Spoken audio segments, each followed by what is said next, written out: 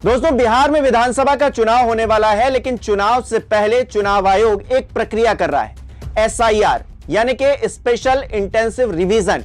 इस प्रक्रिया के तहत जो वोटर्स हैं उनको वेरीफाई किया जा रहा है, लेकिन इस वेरिफिकेशन में भी बहुत सारी धांधली की जा रही है। जी हां, ग्राउंड जीरो पर जिन लोगों को इस काम में लगाया गया है, BLOs या फिर तमाम और अधिकारी जो इसमें काम पर लगे हुए हैं, वो जमकर मनमानी कर रहे हैं और किस वोटर को वो गायब कर दें उस लिस्ट से कुछ पता नहीं चल पा रहा है। और ऐसे में जो वोटर्स हैं वो अपने आप में डरे हुए हैं। इसी बात को कवर करने के लिए, इसी बात को दिखाने के लिए बिहार के दौरे पर पहुंचे वरिष्ठ पत्रकार अजीत अंजुम। उन्होंने एक रिपोर्ट तैयार की, उन्होंने जाकर BLOs से बात की, उन्होंने जाकर ग्राउंड जीरो पर जो लोग काम कर रहे हैं सरकारी तंत्र के, उनसे बात की और बहुत सारी खामियां निकालकर उन्होंने कैमरे पर दिखाई और अपनी वीडियो को अपलोड किया। लेकिन वो वीडियो देखकर सिर्फ बिहार में ही नहीं, दिल्ली में बैठे अधिकारी भी हिल गए और नतीजा क्या हुआ, अजीत अंजुम पर FIR कर दी गई। लेकिन सवाल यह है कि अजीत अंजुम पर FIR क्यों की गई। अजीत अंजुम ने एक सच दिखाया जो ग्राउंड जीरो का सच है, जिस पर चुनाव आयोग को एक्शन लेना चाहिए था। लेकिन एक्शन किस पर हो रहा है? एक्शन हो रहा है वरिष्ठ पत्रकार पर। अब देखिए किस तरह की तानाशाही चल रही है इस देश के अंदर। जो व्यक्ति घपलेबाजी को उजागर कर रहा है उसी पर FIR हो रही है, बजाय इसके उस व्यक्ति पर या फिर उस सिस्टम पर जिसमें वो धांधली चल रही है, घपलेबाजी चल रही है। नमस्कार, मेरा नाम हिमांशु मिश्रा है, आप देख रहे हैं 4PM न्यूज नेटवर्क। दोस्तों, सबसे पहले मैं आपको YouTube चैनल दिखाता हूं अजीत अंजुम का। इस YouTube चैनल पर आप पिछले कुछ वीडियोस देखिए। चुनाव आयोग की ये जो प्रक्रिया चल रही है, इसमें किस तरह से धांधली हो रही है, इसको लेकर तमाम वीडियोस बनाए गए हैं। कुछ का मैं स्क्रीनशॉट आपको दिखा रहा हूं। क्या लिखा है? चुनाव आयोग के बॉस भी देख लें, झूठे दावे करते पकड़े गए IAS अधिकारी। दूसरा वीडियो, मुसलमानों के कितने फॉर्म जमा हुए, क्वेश्चन मार्क, जानकर हैरान हो जाएंगे। किशनगंज में ऐसे हो रहा SIR, चुनाव आयोग को मेरा चैलेंज। SIR के प्रेशर में BDO का इस्तीफा, टारगेट पूरा करने के लिए प्रताड़ना। चुनाव आयोग को मेरी चुनौती, मेरी रिपोर्ट का फैक्ट चेक करके दिखाओ। मेरे खिलाफ बिहार में FIR, SIR पर रिपोर्टिंग का नतीजा, आकर कर लो गिरफ्तार। क्या अब इन अखबारों पर भी होगी FIR? ये वीडियो, ये FIR। तो दोस्तों, पिछले 48 से 72 घंटे में जो खेला बिहार के अंदर हुआ है, अजीत अंजुम ने जो रिपोर्ट दिखाई उसको लेकर सरकारी तंत्र किस तरह से बौखला गया है, FIR कर दी गई है अजीत अंजुम के खिलाफ। इसके पीछे की कहानी क्या है, दरअसल मैं अब आपको बताता हूं। अजीत अंजुम का ये 13 तारीख का जरा ट्वीट देखिए।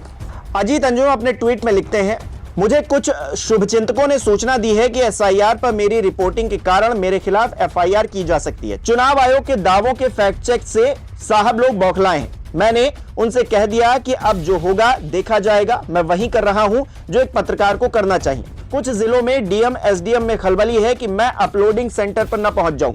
अगर सब नियम के मुताबिक ही चल रहा है तो इतनी पाबंदी किस बात की है? अब BLO को मुंह बंद करने को भी कहा जा रहा है, जबकि मैं मानता हूं कि BLO पर लगातार बहुत प्रेशर है कि वो अपना टारगेट जल्दी पूरा करे। ताजा वीडियो किशनगंज का है, इसमें मैंने क्या गलत कहा है कोई बता दे, लिंक कमेंट बॉक्स में दिया हुआ है। तो दोस्तों, एक दिन पहले रिपोर्टिंग की जाती है, वो वीडियो अपलोड किया जाता है जिसको लेकर FIR हुई। 13 तारीख को यह आशंका जताई जाने लगती है अजीत अंजुम की तरफ से ही कि उनके ऊपर FIR हो सकती है, क्योंकि वो ग्राउंड जीरो पर थे, खलबली को देख रहे थे। उसके एक दिन बाद खबर आ जाती है। 14 तारीख का ये ट्वीट देखिए। लिखा है, बिहार के बेगूसराय में मेरे खिलाफ FIR किए जाने की जानकारी आ रही है। FIR की कॉपी मुझे नहीं मिली है, मैं इंतजार कर रहा हूं। 2 दिन पहले मैंने बलिया प्रखंड में SIR के लिए भरे जा रहे फॉर्म में अनियमितता की रिपोर्टिंग की थी। मुझे स्थानीय BDO और SDO की तरफ से कॉल करके वीडियो डिलीट करने को कहा गया था। मैंने उनकी बात नहीं सुनी। नतीजा सामने है। बिहार में चुनाव आयोग के तौर तरीकों पर 100 सवाल हैं। उन सवालों का जवाब देने के बजाय अब पत्रकारों को डराने की कवायद शुरू हुई है। इस वीडियो में मैंने अपना पक्ष रख दिया है। डरूंगा नहीं, जो सच है वही दिखाऊंगा, जो खामियां हैं उन पर रिपोर्ट करूंगा। FIR की अधिकृत सूचना का इंतजार कर रहा हूं। मैं कल रात किशनगंज से बेगूसराय आ गया हूं ताकि मेरी तलाश में प्रशासन को ज्यादा परेशानी ना हो। कमेंट बॉक्स में वीडियो लिंक है। यानी कि दोस्तों, आप देख रहे हैं कि हर 24 घंटे के अंदर कुछ ना कुछ डेवलपमेंट हो रही है। सबसे पहले वीडियो अपलोड होती है, उससे कुछ लोग बौखला जाते हैं। बौखलाहट में ये तक कहते हैं कि आप वीडियो अपलोड मत करिएगा। इसके बाद जब वीडियो अपलोड होता है तो और ज्यादा बौखलाहट होती है और ये आशंका जताई जाने लगती है कि FIR हो जाएगी। जो शुभचिंतक हैं, कुछ जो आसपास के लोग हैं अजीत अंजुम के, वो जानकारी शायद देते हैं उन्हें कि आपके खिलाफ एफआईआर हो सकती है, और ऐसा होता भी है। एफआईआर भी हो जाती है, उसके बाद में कॉपी भी निकलकर सामने आ गई है। लेकिन ये सब क्यों हो रहा है दोस्तों? ये सब इसलिए हो रहा है क्योंकि एक पत्रकार जो अपनी पत्रकारिता से समाज को, चुनाव आयोग को, सबको जगाने की कोशिश कर रहा है, जो खामियां उनको दूर करने के लिए अपनी रिपोर्ट तैयार कर रहा है, उसे ही धमकी दी जा रही, उसके खिलाफ ही एक्शन लिया जा रहा है। और कहा क्या जा रहा है कि धार्मिक उन्माद हो जाएगा। कितने शर्म की बात है कि आप उन खामियों को दूर करने के बजाय हिंदू मुसलमान करने लग जाते हैं। आप कहते हैं कि इससे जो माहौल है वो खराब हो जाएगा। बताइए किस तरह की ये प्रशासन और शासन चल रहा है। चुनाव आयोग की प्रक्रिया पर सवाल है और आप हिंदू मुसलमान करने में लगे हुए हैं। अब अजीत अंजुम उस वीडियो को लेकर क्या कह रहे हैं, जरा इस ट्वीट में देखिए। लिखा है, इसी वीडियो के आधार पर एफआईआर हुई। अब देखिए और सोचिए इस वीडियो से आपको क्या पता चल रहा है। दिख रहा है कि फॉर्म अधूरे अपलोड हो रहे हैं। कुछ फॉर्म में नाम और दस्तखत के अलावा बाकी सारे कॉलम खाली हैं। ना फोटो है, ना कुछ भरा गया। इसकी क्या विश्वसनीयता है, यही सवाल पूछा गया। वहां मौजूद मैडम मानती हैं कि ये तो बीएलओ की गलती है ना? क्या यहां चुनाव आयोग की गाइडलाइन की धज्जियां नहीं उड़ाई जा रही हैं? इसी वीडियो की वजह से मुझ पर एफआईआर हुई है। सरकारी काम में बाधा डालने और गैर जमानती धारा लगाई गई है। क्या मैं सरकारी काम में बाधा डाल रहा हूं? जबकि एफआईआर कराने वाले बीएलओ से पहले भीतर जाकर मेरे सहयोगी ने पूछा था, तब मैं वहां गया। वीडियो रिकॉर्ड बंद करने को कहा गया तो सब मेरे साथ बाहर आए। शूट खत्म होने के बाद बीएलओ को अपना नंबर देकर निकला। 10 मिनट बाद पहला फोन कॉल बलिया के वीडियो का आया, आप ये वीडियो अपलोड ना करें, ठीक नहीं रहेगा, ये कहा गया। फिर 2 बार बलिया के एसडीओ मैडम का फोन आया कि अंजुम जी प्लीज इस वीडियो को डिलीट कर दीजिए, मत दिखाइए, मेरे कॉल रिकॉर्ड में ये 3 फोन है। फिर बहुत पैनिक मचाया गया। मैंने वीडियो डिलीट करने के बजाय उसे पब्लिक करना जरूरी समझा। नतीजा, फंसाने वाली धाराएं लगाकर एफआईआर। ये वीडियो सामने नहीं आता तो किसी को पता भी नहीं चलता कि कैसे फॉर्म जमा हो रहे हैं। पूरा वीडियो कमेंट बॉक्स में है, मैं आपको दिखा भी रहा हूं कि किस तरह से ये वीडियो जो अपलोड किया गया है उसको लेकर एफआईआर दर्ज की गई है। और जिन बातों को अजीत अंजुम उठा रहे थे, उन्हीं बातों को बाद में गोदी मीडिया भी उठा रहा है। तो उस गोदी मीडिया पर एफआईआर क्यों नहीं की जा रही है, यह अपने आप में बड़ा सवाल है। क्योंकि किस तरह से जी न्यूज की एक खबर है, जरा देखिए क्या लिखा हुआ है। जी बिहार और झारखंड की वीडियो लेकर सौरभ के शुक्ला लिख रहे हैं, अब तो मेन स्ट्रीम मीडिया भी एसआईआर की पोल खोल रहा है और अजीत अंजुम सर एफआईआर हो रही है। जो फॉर्म मतदाताओं और बीएलओ के पास होना चाहिए उस पर जलेबी बांटी जा रही है। जलेबी वाले का कहना है रद्दी में खरीदा था। आखिर कौन बिहार की जनता के मताधिकार के साथ खेल रहा है? विश्व के सबसे बड़े लोकतंत्र, फिर लोकतंत्र के ईश्वर यानी मतदाताओं के साथ इतना बड़ा गड़बड़ झाला और धोखा कैसे हो सकता है? किसको मूर्ख बनाया जा रहा है और क्यों? और इस पूरी एक्सरसाइज सहित धन बल हासिल क्या निकलेगा, इसका जवाब आयोग कब देगा? तो दोस्तों ये पूरी कहानी अब मीडिया, जो मेन स्ट्रीम मीडिया है वो भी कवर कर रहा है, अखबार भी कवर कर रहे हैं। भास्कर भी किस तरह से इस पूरी खबर को दिखा रहा है, बताने की कोशिश कर रहा है और किन शब्दों का इस्तेमाल कर रहा है, जरा उसकी जो कड़कपन है उसको देखिए। और क्या इस पर भी एफआईआर की जाएगी? अजीत अंजुम पर की गई है, जी पर भी कीजिए, भास्कर पे भी कीजिए। भास्कर क्या लिख रहा है जरा पहले देख लीजिए। लिखा है अवैध वसूली, रिसीविंग नहीं, बीएलओ कंफ्यूज। और ये पूरी खबर दोस्तों लगाई गई है, मैं आपको दिखा रहा हूं। दैनिक भास्कर की यह खबर है, 14 जुलाई सोमवार की यह खबर है। पटना से जो अखबार छपा था उसका फ्रंट पेज कुछ इस तरीके का है, जिसमें ग्राउंड जीरो से जो रिपोर्ट निकलकर सामने आई है उसके आधार पर इस रिपोर्ट को तैयार किया गया है, इस पेज को तैयार किया गया है। और मतदाता सूची की जो गहन समीक्षा की जा रही है उसमें 100 से ज्यादा रिपोर्टर्स लगे हुए हैं राज्य भर में। भास्कर के उनके द्वारा जो इनपुट भेजा गया है उसके आधार पर यह तैयार की गई रिपोर्ट है, जिसमें लिखा है अवैध वसूली, रिसीविंग नहीं, बीएलओ कंफ्यूज। और यही बात अजीत अंजुम भी कह रहे थे।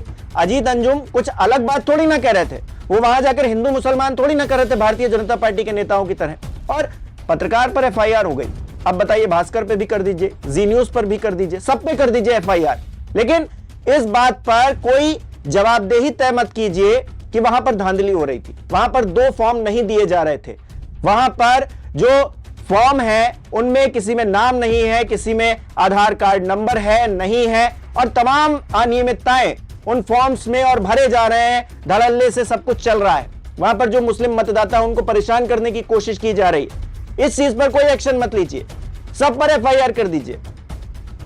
जो सवाल पूछे उस पर एफआईआर, सबका मुंह बंद कर दीजिए और कहिए लोकतंत्र है, लोकतंत्र में वोटर्स ही सब कुछ होते हैं और वोटर्स के अगर अधिकार छीन रहे हैं तो फिर हम खामोश हो जाएंगे, हम कुछ नहीं बोलेंगे और जो सवाल करेगा उस पर एफआईआर कर देंगे।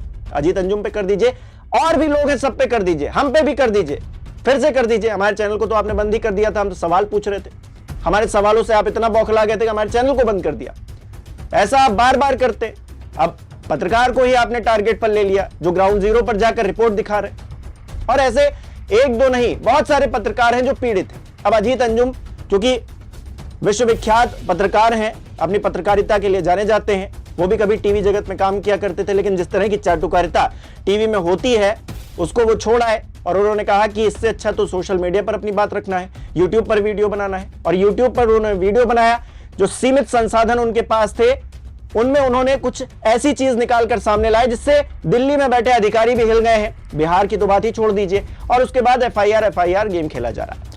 लेकिन दोस्तों अजीत अंजुम का संघर्ष खत्म नहीं हुआ है, एफआईआर उनके ऊपर जरूर हो गई है लेकिन संघर्ष उनका लगातार जारी है और जो लोग भी उनका साथ दे रहे हैं उनको वो शुक्रिया अदा कर रहे हैं। किस तरह से उनका ट्वीट आया है देखिए जरा। अजीत अंजुम ने लिखा है, मुझे अंदाजा नहीं था कि हजारों लोग इस तरह से मेरा हौसला अफजाई करेंगे। आप सबके दम पर ही एफआईआर के बाद भी मैं एसआईआर की खामियों और वोटर की परेशानियों पर रिपोर्ट कर रहा हूं। पहले से तय कार्यक्रम के मुताबिक मुझे आज सुबह दिल्ली लौटना था, लेकिन अब मैंने तय किया है कि कुछ दिन और यहीं रहूंगा। अगर मेरी रिपोर्टिंग से चुनाव आयोग और सिस्टम को इतनी परेशानी है तो उनकी थोड़ी परेशानी और बढ़ाऊंगा, चाहे मुझे कुछ और एफआईआर का सामना क्यों ना करना पड़े। चुनाव आयोग की नाकामियों और फॉर्म के नाम पर हो रहे फर्जीवाड़े को तथ्यों के साथ उजागर करना अगर अपराध है तो ये अपराध कुछ दिन और करूंगा। सपोर्ट के लिए आप सभी का दिल से शुक्रिया। सैकड़ों लोग फोन मैसेज कर चुके हैं। लगातार सफर, रिपोर्टिंग, शूटिंग और एडिटिंग की वजह से सबका जवाब नहीं दे पा रहा हूं, इसके लिए माफी चाहूंगा।